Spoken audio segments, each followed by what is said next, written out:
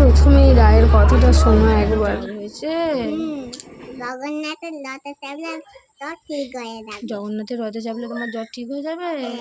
এই দিনটা ছিল সোজা রথের দিন। ওই দিন রায়ের 103 জ্বর গায়ে ছিল, কিন্তু সেই অবস্থাতেও রথে ওকে নিয়ে যেতে হয়েছিল, কারণ ওই যে বারবার বলছিল যে রথে চাপলে আমার ঠিক হয়ে যাবে। তো কি আর করা যায়, এই ছোট্ট ভক্তকে নিয়ে গেলাম ভগবানের কাছে। ওকে কেউ দেখে বলবে না ওর শরীরের মধ্যে এতটা কষ্ট ছিল। ও বাড়িতে এসে আবার রথটা টানছিল, দাদার রথ নিয়ে টানছিল, বিকেলে বেরোতে পারেনি। ওর অবস্থাতেও যে গানটা করছিল বারবার।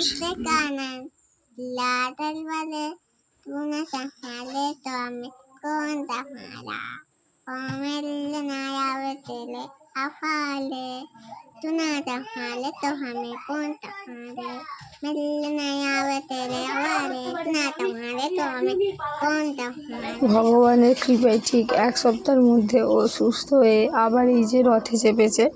প্রভু জগন্নাথের কৃপা সবসময় থাকুক ওর ওপর, এভাবেই ও যেন সবসময় ঠাকুরের নাম নিতে পারে। আমাদের রথযাত্রা তো এইভাবে কাটলো, তোমাদের কেমন কাটলো সবাই কমেন্টে জানাও।